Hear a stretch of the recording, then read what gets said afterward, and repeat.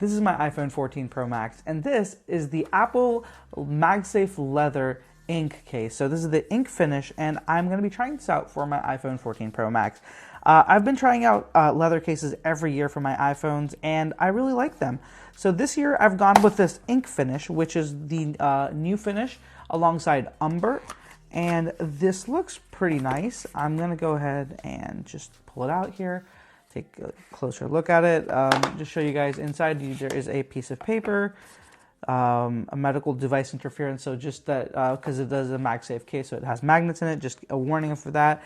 And of course, this that says that this is a high quality leather product and that it's going to age. It's going to patina. It's going to show marks, etc., etc. And it's interesting because that. I would assume people would understand that's why you buy leather cases, but I guess that is just something that's not understood by everybody, because every year I see people like, oh, don't buy the leather cases, they get ugly over time or they get dirty over time. Well, that dirtiness or that patina is what many people want. That's exactly why people buy leather cases, just because they age and they have character and they become unique. They become unique to every person. Just all the cases will age a little differently, and that's something people like. So it's something I like too. So this is the ink case. So it has got a definitely more blue hue than purple.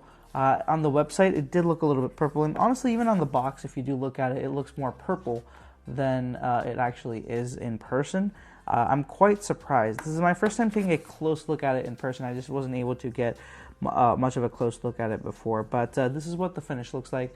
The inside is this material, this felt-like soft material. It is nice, and it should do a good job of making sure that the back of your phone is not scratched. There is no inside impact protection that I can see. But that being said, this is leather, and leather cases will, the material itself will absorb a lot of shock. It won't immediately transfer it over to the phone inside.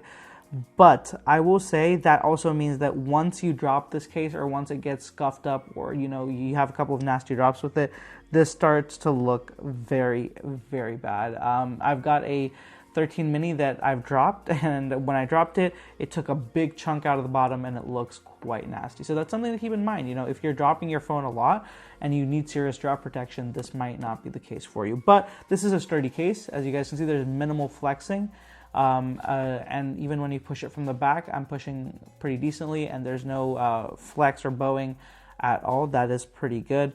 On the back, you do have the pretty significantly raised camera bump here. That'll do a good job of protecting your camera. This is a harder plastic. This is not leather itself, so it's not going to get pressed in over time. This is definitely a very hard material, and it shouldn't have an issue. The sides over here, there are buttons that are cut out. Like button overlays. So these are made of metal. These are not plastic. They feel very nice in hand, and they do have a metallic finish to them as well. Same for the power button over here. It's got a metallic finish. It's nice and premium feeling. At the bottom, you've got your microphone cutout, your speaker cutout, and your lightning port as well, lightning port cutout. I will say, this year I'm noticing there's definitely a lot more wrinkling already on the edges of these leather cases. I don't know if they've changed their process or something. I don't remember there being so much wrinkling and just overlap right out of the box as there was on cases of old. So it's pretty interesting.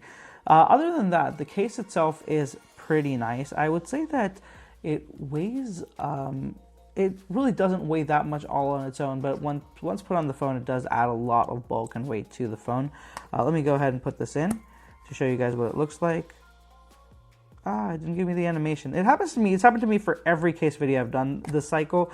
I put it on and I don't get the animation, so I'm just going to try one more time. There we go. All right, that was a weird brown color instead of a purple or dark blue. That's interesting. So this is what the case looks like. I'm finding it to be a much more blue color than a black or a purple. I love blue. I love dark blue, but I don't know why. This is not exactly the finish I was expecting when I bought the ink case. I was really expecting a deep dark purple instead of a deep dark blue. That's kind of what it's just more so what I was seeing in photos and Apple's own images. So I will say this, don't trust Apple's images. If you're trying to look at any Apple case, go look at them in person, because they look very different in person than they do on Apple's website. Like, they've not done a good job representing what their colors look like, let alone photos, just even on their own marketing material. Just, you can take a look at that. It is not the same color. So that's interesting. The case itself, I do like it. There is quite a nice lip above the screen as well, and this is with a tempered glass screen protector. So I have a tempered glass screen protector over my screen, and there is still a nice lip over it.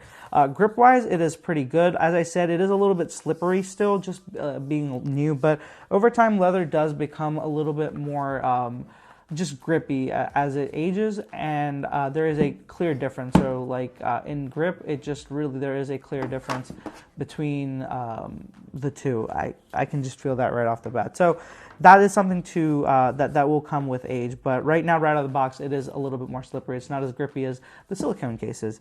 Then we've got the phone in general, just the way it looks in the case.